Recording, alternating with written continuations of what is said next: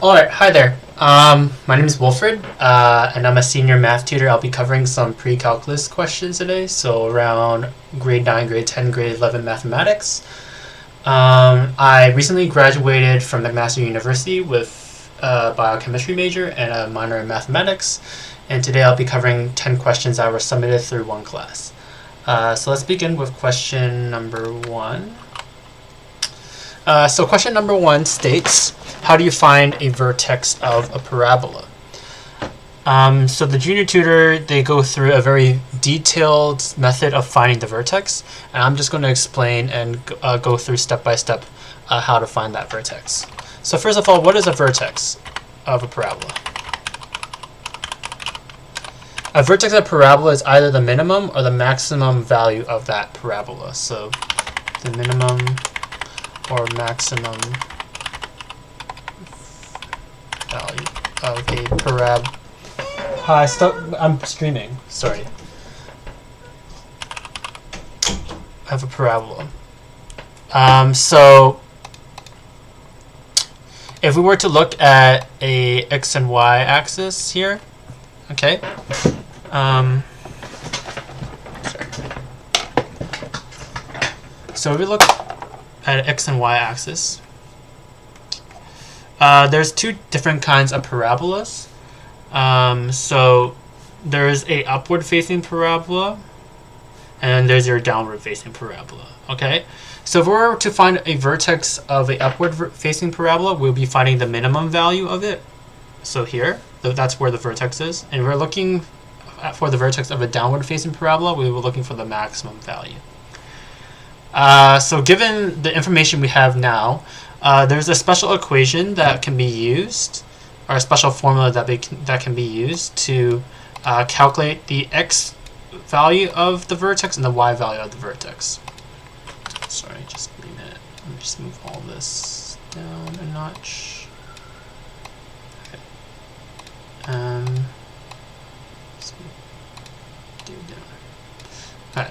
Alright. So to review, the form of a quadratic formula or quadratic equation is ax squared plus bx plus c, where plus could be minus and a, b, and c are coefficients.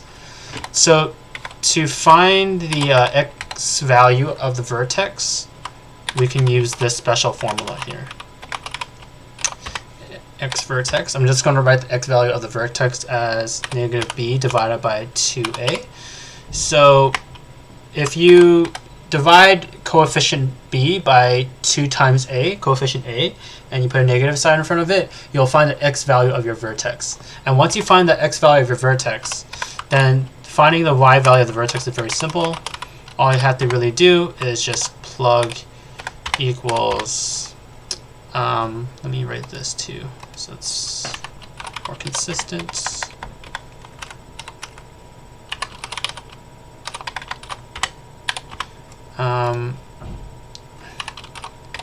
It's going to be f of negative b divided by 2a. Okay, cool. So that's how you find the x and y values of your vertex, and once you do that, you can state it as it is. So the junior tutor provided the same step-by-step solution. So this is a detailed solution to the question. So the junior tutor solution is correct. Cool. All right, moving along. So we're going to talk about the second question, and it reads, graph the given linear inequality. 5x minus 3y is greater or equal to 15. So what a linear inequality states is that we're looking for the values of x and y where this statement will always be true. So we're looking for values of pair x and y where the left side is always going to be greater or equal to 15. And when it asks us to graph the linear inequality, it's asking us to visualize all the solutions to this statement. So essentially what we're going to do is this linear inequality is related to the linear equation. So we're gonna write this linear inequality in a line equation form. So let's say that our line is 5x. Why is it green? Let's say that we have 5x minus 3y equal 15. So this is the standard form of a line equation. We're going to convert it into the linear, into a more interpretable format. So we're going to isolate y on one side and move everything else to the other side. So this is negative 5x plus 15, and y equals 5 over 3x plus 15. Okay, cool. So now we're going to graph this. So now that we have our line equation, we're going to graph it. Okay, so for one, we know where the y-intercept is. We know the y-intercept is, hold up, this should be a 5.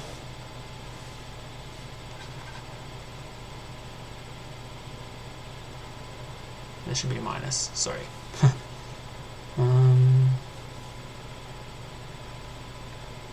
Negative 5. So we know the y-intercept, if we plug x equals 0 into this equation, is going to be negative 5. So we can write here negative 5.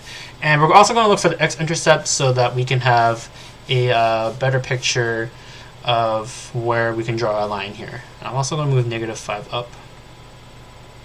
Okay, so let's say that y equals 0. So 0, so that equals 5 over 3x minus 5. We move 5 to the other side, times it by 3. So 5x. X equals 3. Yeah. So our x-intercept is 3 and our y-intercept is negative 5. So we're going to draw a line here. Okay, so it's like this. So this is our line, right? So when it's asking us to graph the given linear inequality, so we're going to look for all the solutions that satisfy this equation, right? So all the solutions that satisfy this equation are anything on the right hand side of this line. So any pair of x, y on the right hand side of this line, including the line itself, is a solution to this equation. For example, let's say that we pick the xy pair of 3 and 0, right? If we plug in 3 and 0 here, we get 15, 0, 15 is equal to 15, right? So anything on this line will equal 15. Anything past this line on the right side will be greater than 15. So when it's asking us to graph the given linear inequality, we are graphing the solutions to this inequality, and we're visualizing it. So we can see that anything past this line will be greater or equal to 15. So that's the solution to the problem. So the junior tutor basically does the same thing that I did. So they found the slope of the equation of the line, and then they found the line equation, and then they graphed the line, and then they painted everything to the right, including the line, as the graph of the linear inequality. So this is a good solution. Nice work. Cool. Alright, so moving on. We're going to take a break from graphing and talking about line equations, and we're going to talk about trig and trig identities. So I won't be covering too much trig identities this week, but to prove, whenever they're asking to prove a trig identity, you're going to need to use your common trig identities to simplify and to show that the left side and the right side are the same. So the question reads that prove that cosine x squared minus sine squared x equals 1 minus 2 sine squared x. So I'm assuming that a lot of you guys know this basic trigonometric identity, which is cosine squared minus sine squared x, or plus squared x, sorry, equals 1. And from here, you can isolate for cosine squared x, where this would be this. Okay, so we're gonna use this identity to help prove the statements. Okay, so moving on, we have our original statement: cos squared x minus sine squared x equals 1 minus 2 sine squared x. Okay, so since we know that cos squared x equals 1 minus sine squared x, we're going to plug in the star, right? So that would equal 1 minus sine squared x minus sine squared x equals 1 minus 2 sine squared x. If you take out these brackets, we see that we have 1 minus 2 sine squared x. And we have proven the statement.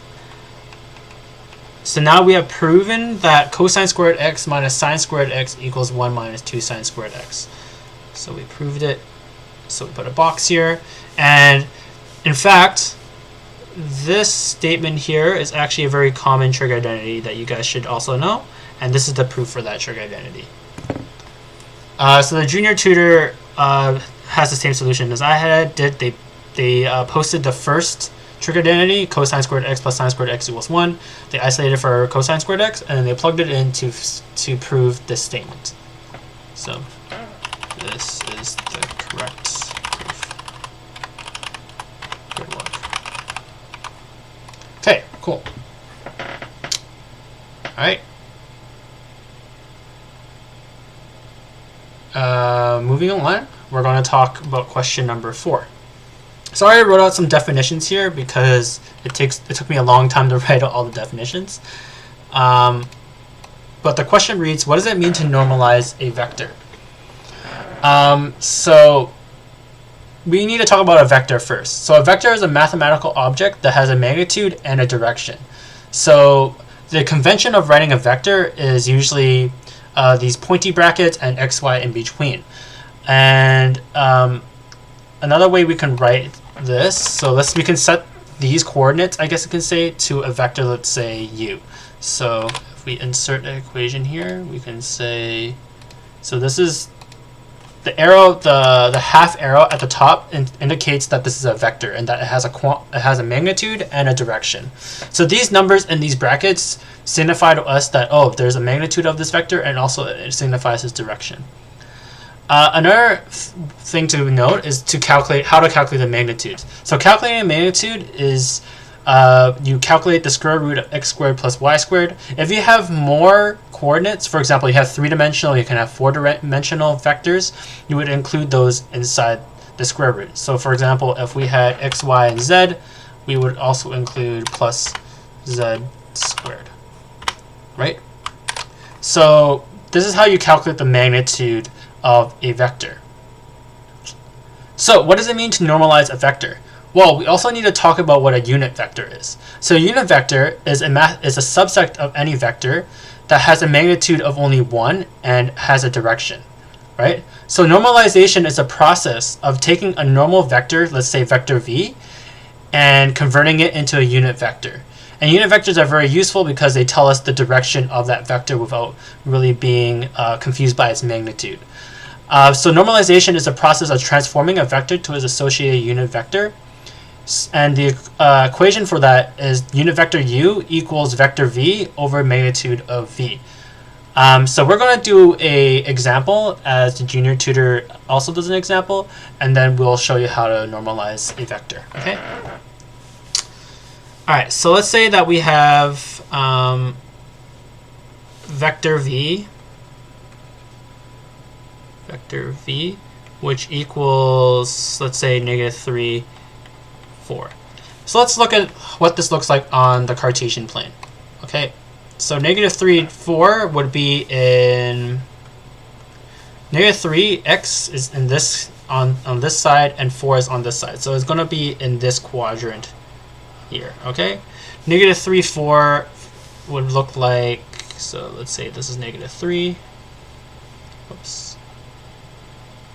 negative 3, and let's say this is 4 up here. So the vector would look like, sorry for my lines, I can't draw straight lines.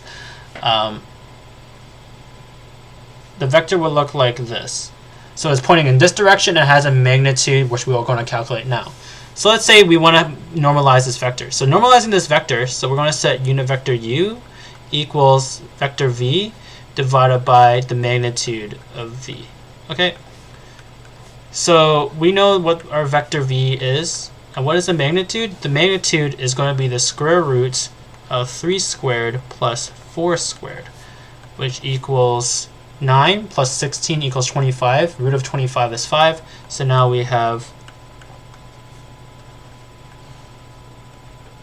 okay, so now we're going to take this constant and divide each coordinate by that constant. So now our unit vector is going to be negative 3 over 5 and 4 over 5. So this is our unit vector. It has magnitude of 1. If we were to calculate this magnitude, it will equal 1. And we know that its direction is pointing in this direction, in the same direction. So our unit vector, in fact, would be like a small subset of this, and it'll be pointing like that. That's our unit vector. U, and let me label V, and this is V. Okay, cool. So that is how you normalize a vector. So the junior tutor, I used the same example as them, and it also provided a very detailed solution.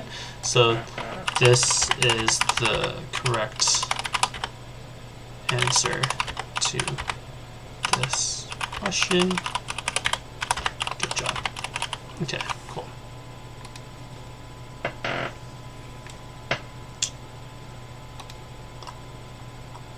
Okay, moving on.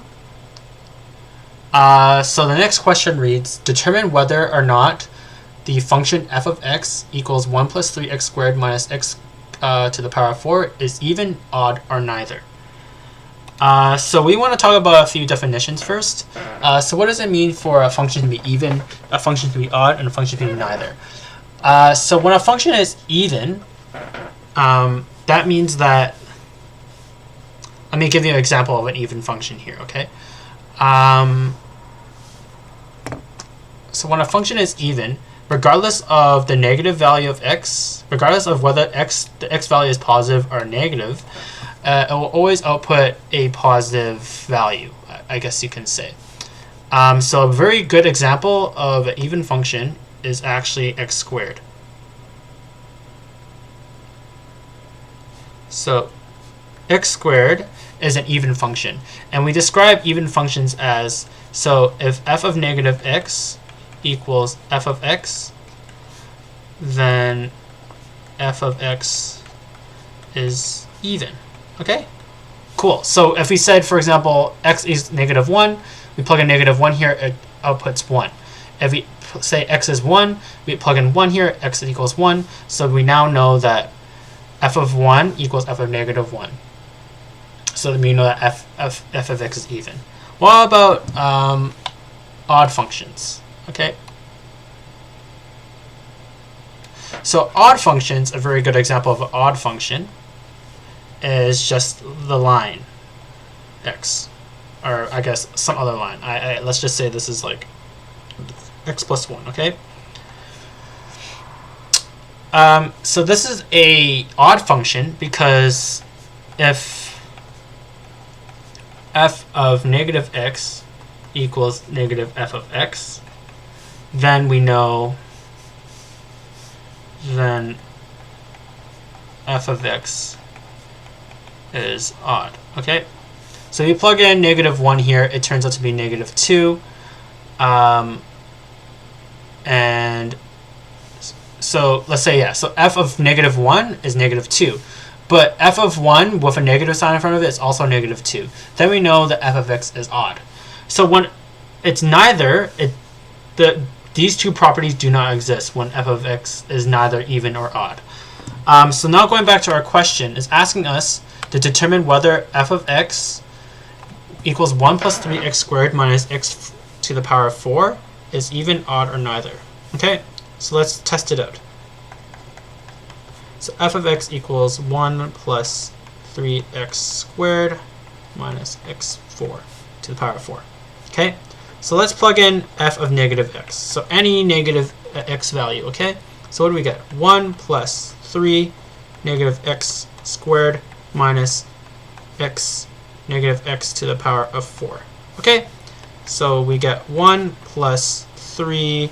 Negative x squared is just x squared, and minus negative x to the power of 4 is just x to the power of 4. So we learned that f of negative x is just actually f of x. Therefore, f of x is even. Cool. So the junior tutor went through the same solution as I did, so this is the correct solution. Good job. Cool. Moving on. Alright, so we're going to talk about question number 6. Alright, so the question number 6 reads, how do you find a general form equation for the line through the pair of points 1, 2, and 5, 4? So I interpreted the general form equation as a standard form. And if you guys don't remember what the standard form is, the standard form of a line equation is stated like this. So we move all the variables to one side, and we leave the constants on the other, where a, b, and c are constants, and this plus is just could be also a minus. So this is the standard form of equation. This is one way of representing the line equation. The other way is there's actually multiple. So there's also the slope point form, or the point slope form, which is a representation in this setting equals m, which m equals the slope minus x2, x1. So that's another way of representing the line equation, and the other way is just the line equation, which is y equals mx plus or minus. So let me put plus or minus b here, plus or minus b. Okay, so these are the three ways, or three common ways that how we can represent the line equation. So they're asking us to find the standard form of the equation, and the two pieces of information that we're given are 2 points the line goes through. All right, so we're going to use our slope equation first to find the slope. So the slope equation is m equals y2 minus y1 divided by x2 minus x1. Okay, so let's say that this point here is y2, or sorry, this point here is y2, and this point here is x1, y1. Okay. All right. So if that were the case, then y2 4 minus y1 2 over x2 5 minus 1. So we have 2 over 4 as our slope, or 1 over 2. Cool. Cool. So now we're going to use our point slope form, and we're going to convert that point slope form into our standard form. Okay. So using our point slope form, we have y2 minus y1 equals 1/2 over x2 minus x1. Okay, that's our point slope form. We're going to plug in x1, y1, and we're going to leave this to be y and x. So we have y minus y minus 2 equals 1/2 times x2, which is, sorry, x minus 1. We're going to multiply everything by 2, so, and then we're going to expand. So 2y minus 4 equals x minus 1. And we're going to move all our variables on one side and our constants on the other. So in the end, we have negative x plus 2y equals 3. Okay, so that's our standard form.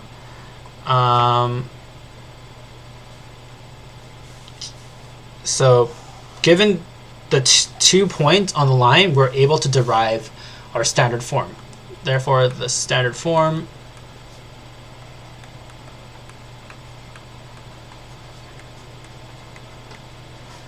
is negative x plus 2y equals 3. Okay, cool. So the junior tutor does the same solution, but in the end, they multiply both sides of the equation by negative 1 to have a positive x. So I just didn't do that, but these two equations are equivalent. So this is the correct solution.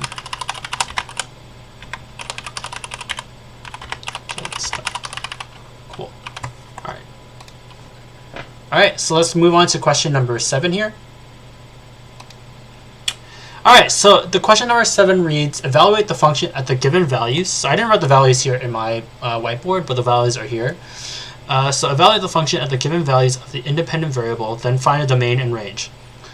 So the junior tutor found a domain and range for each of these, I guess A, B, and C, D, but I didn't think that would make sense. So I'm just going to find the domain and the range of this entire function by itself.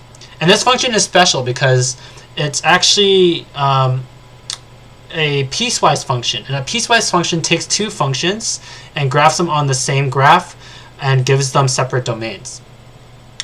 So if I wanted to explain it any further, whenever the value of x is less than or equal to 1, we're going to use this function. And whenever x is greater than 1, we're going to use this function here. Another thing to note is that the function at x equals 1, is not going to be continuous. It's actually going to be discontinuous. There's going to be a jump. So that's something to note too, okay? All right. Okay, so let's evaluate each of A, B, C, and D. Okay. First, let's evaluate f equals f of negative 2. So f of negative 2, what does that equal? So since negative 2 is less than 1, we're going to use this first function here. So we're going to say negative 2 squared plus 2. So that equals 6. Okay. How about f of 0? Well, f of 0 is always going to be less than 1. So we're going to use this first equation again. We're going to plug it in. So 0 squared plus 2. All right, cool. What about f of 1? Well, f of 1 is actually still belonging to the first function because we're including 1 in this first function. So we're also going to include, we're also going to calculate using this function. So that'll be 1 squared plus 2, and that equals 3. Okay. And finally, we have f of s squared plus 2. All right. So this one's a little bit more tricky. But if we think, so s is a variable, right? S can be anything. But if we think about it, regardless of whatever value s is going to be, it's always going to be greater than 1. Okay. Let's say s is negative 1. Negative 1 squared is 1 plus 2, 3 is greater than 1. What about s equals 0? S equals 0, f of 2, right? So 2 is always greater than 1. So we're always going to be using this second function here, right? There's no value of s that will make us use the first function. Okay, so let's plug in s squared plus 2 into our function here, which will equal s squared plus 2 squared plus 2. If we expand this bracket here, we get s to the power of 4 plus 4s squared plus 4 plus 2. Finally, we expand this bracket here, we get 2s4 plus 8s squared plus 8 plus 10, so equals 10. Okay, so this is the output if we have s squared plus 2. Okay. All right, so now let's talk about the domain and the range of the function. So the domain and the range of the function, let's see here. Okay, so let's talk about domain. What does domain mean? All right, so if I were to define domain, domain would be all values of x that can be mapped by f of x. All right, so that's going to be the definition of a domain that we're going to be using, which means all values of x that can be mapped by the function. Okay, so usually when we're talking about our functions in high school, our domain is actually all the real numbers, unless we put a restriction on it.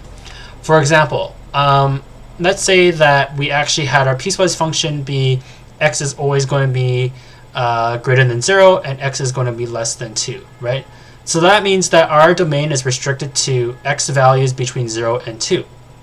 Okay, but in here we don't have that kind of restriction. It allows for all the real numbers on the real number line. Okay, so our domain for this function here, domain is going to be all real numbers. All real numbers. Okay. How about our range? Okay. Now, so our range, we're going to define the range as all possible values of f of x that can be all possible values of f of x. Okay, so that's what we're going to define as our range, all the possible values of f of x. And to analyze or to calculate what our range is going to be, that actually takes a little bit more work and a little bit more understanding of our function. Let me just move this. Okay, that did not look good. Okay, so we have to analyze our function here, and we have to see what values of f of x actually exist in our function. Okay, so we can see here that both functions are have a second degree polynomial, right? So any negative output of x will always output a positive value, regardless. So I understand immediately, looking at these two functions, that it will only always produce positive f of x values. It will never produce a negative f of x value. This is because of the nature of the square, right? If you look at the square, any negative number squared is a positive number, right? And we're adding that to another positive number. So that's always going to be positive. The second function is the same thing, right? Any negative number squared is positive. Positive times positive is positive, plus another positive number is positive. So we now know that our piecewise function, the range of this piecewise function is actually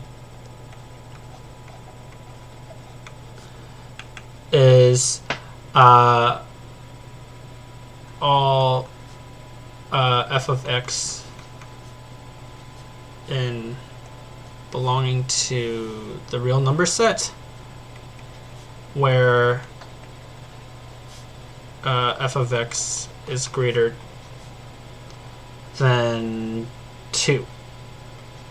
Okay, greater or equal to 2.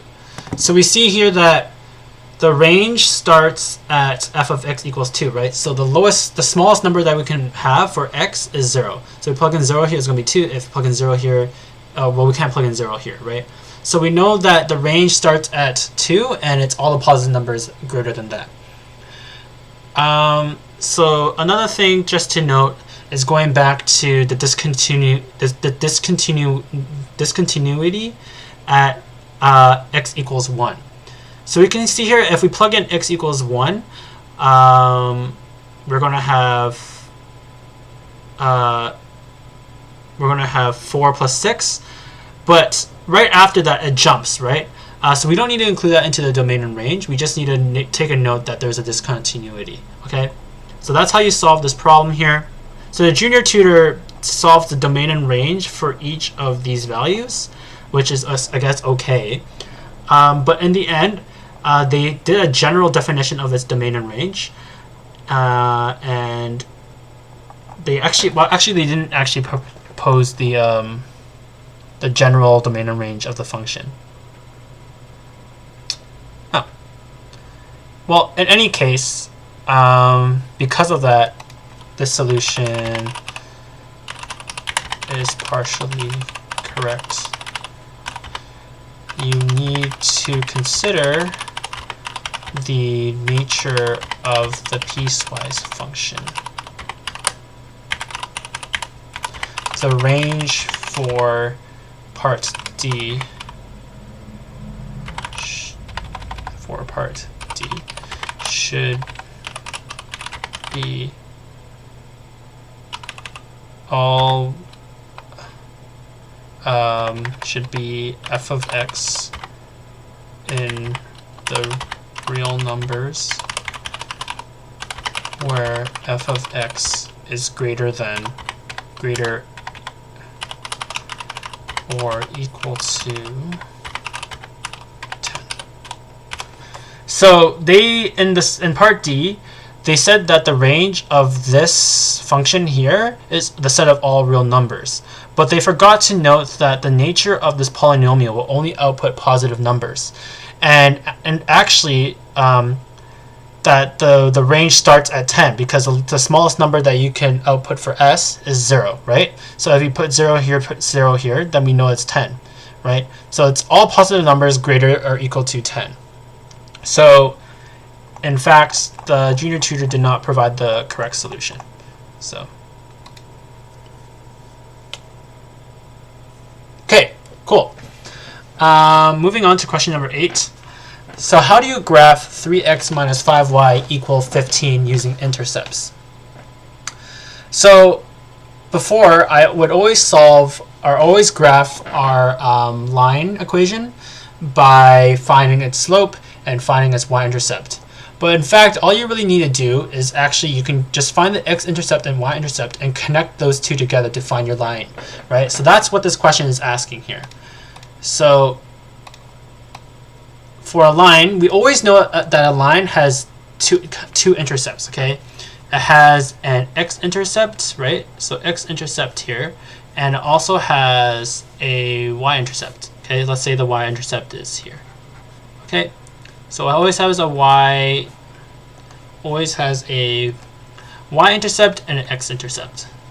So y-intercept, and also has an x-intercept. We always know that all lines have these two intercepts, okay? And because of that, we can be able to graph our line based on given the x-intercept and the y-intercept, because you just need to connect these two dots, right? So going back to our question, how do you graph 3x minus 5y equals 15 using intercepts? Okay, so how do we graph that? Well, all we have to do is look for the intercepts. So first of all, let's try to find the y-intercept. And the y-intercept is when x equals 0. So x equals 0, then we have 3 times 0, negative 5y equals 15. And we know that our y value when x equals 0 is negative 3. So our y-intercept, I'm going to square y-int, is 0, negative 3. So what about our x-intercept? So our x-intercept is when y equals 0. So let's say y equals 0 here. So we have 3x minus 5 times 0 equals 15. And we can solve for our x value, which equals 5.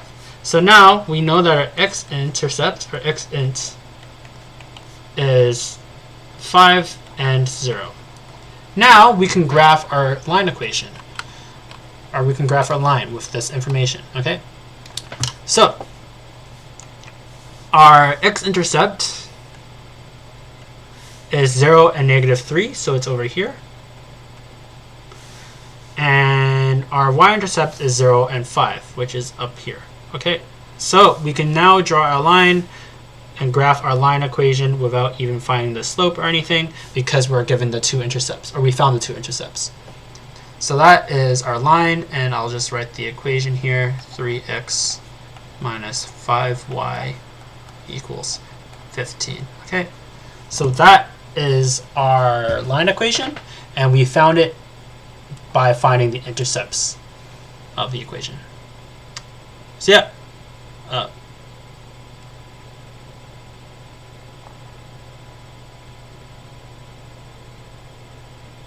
Oh, sorry. I reversed the graph now that I'm looking at it.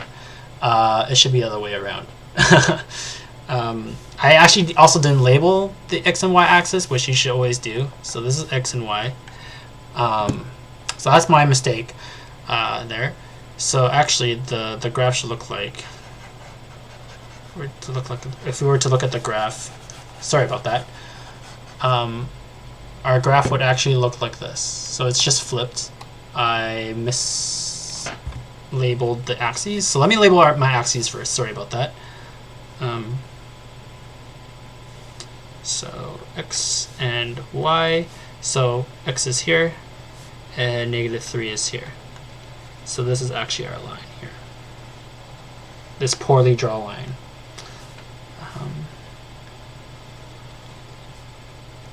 Sorry, let me try one more time. Okay, so that's our line. I just flipped the axes there, and this is 3x minus 5y. Okay, so the junior tutor provided the correct solution. They found the x and y intercept, and then they graphed it here. So this is the correct solution. Good job. Cool. All right, let's move on to question number 9. All right, so which of the following describes the zeros of the graph of f of x equals 3x to the power of 6 plus 30x to the power of 5 plus 75x to the power of 4? So there's a few things that we want to describe first. So first of all, we want to know what a zero is, okay? So the zero is the solution to the equation, the values of x where that solve the equation f of x equals 0.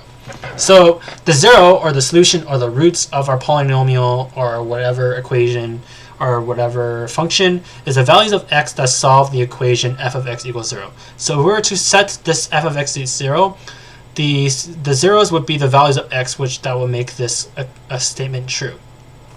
Okay, so the other thing that this question covers, which is not in the original question, is multiplicity. So the multiplicity just explains how many times a factor, let me explain that. Degree of power of a factor of a polynomial. So the multiplicity is a term that describes the degree of power of a factor of a polynomial. So I'll explain more as we factor this polynomial out and we find its zeros or its factors, okay? All right, so let's try to factor this, okay?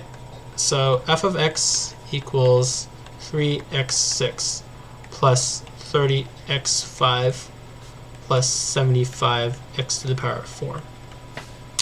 Okay, so the goal of factoring these higher degree polynomials is to factor out common terms until you're able to have a 2-degree polynomial so that you can cross multiply them. So let's see what the common terms are here. Okay, so we know that 3, 30, and 75, so we can factor out 3 here, right? Also, we can factor out x to the power of 4 because all of these have x to the power of 4 or higher. So let's factor that out first. So let's factor out 3x to the power of 4. And what do we get? So if factor 3x to the power of 4 out of this, we get x squared. What do we get here? We get 10x. And what do we get here? We get 25. Okay, so now, given our strategy, we have a second-degree polynomial that we can use cross-multiplication to factor. Okay? So if we're using cross-multiplication, I'll just do it on the side here. What are the factors that make up x squared? It's negative x, or x times x. We're going to use x times x. What are the factors that make 25? Well, we have negative 5 and negative 5, or positive 5 times 5. We're going to use 5 times 5. And the rule of thumb is I use 5 times 5 because I recognize that this middle term is positive, so I want positive factors or positive terms when I add them together. So now that we cross multiply together, we get 5x plus 5x, which equals 10x. So now we have our factors, which is x plus 5, or x plus 5 squared. Okay, so now we have found our factors, all right? And inside the factors is our zeros, are the solutions that will make our quadratic equation when f of x equals 0 true. Okay, so let's set f of x to be equal to 0, which equals 3x to the power of 4 plus x times x plus 5 squared. Okay, so what values of x will make f of x equals 0? Well, for one, if x was 0, then 0 times whatever this is 0. So we have one solution is x equals 0. The other solution is if x equals negative 5. If x equals negative 5, this bracket here will equal 0, and 0 times whatever this term is 0. So x equals negative 5, and x equals 0. Cool. So now we have found our zeros. All right. Finally, we want to talk about the multiplicity of these two factors. So for our first solution, for our first 0, which is x equals 0, what's the multiplicity of that? Well, we see that this factor is multiplied 4 times, so its multiplicity, so x equals 0 has multiplicity of 4. We can see that this first factor has the degree of power of 4. Okay? And what about our second solution, x equals negative 5? We can see that this factor has a degree of power of 2, so x equals negative 5 has multiplicity of 2. All right, so that's our solution here. So we're going to pick C. All right, so the junior tutor has a very detailed solution. They describe what a 0 is. They describe what multiplicity is too, and they also have this correct solution, which is choice C. So this is a good solution. This is a good solution. Nice score. Cool. All right, finally, let's move on to our last question of the day. So the last question of the day reads, simplify the expression 1 plus 10 squared x. Okay, so we're supposed to simplify this. So they want us to put it into less terms, okay? So we have to use some of our trig identities, namely that we know that tan of x equals sine of x over cosine of x, okay? And also the fact that secant of x equals 1 over cos of x. Okay, so these are the two basic identities that we're going to be using to solve this, to simplify this expression. Okay, so 1 plus tan squared of x can be also written as 1 plus sine squared of x over cosine squared of x. Cool. So now we're going to include this 1 into our fraction. So we want to say cosine squared of x plus sine squared of x equals cosine squared of x. Okay. So now another identity that we need to use is cosine squared of x plus sine squared of x, in fact, equals 1. So we're going to use that here.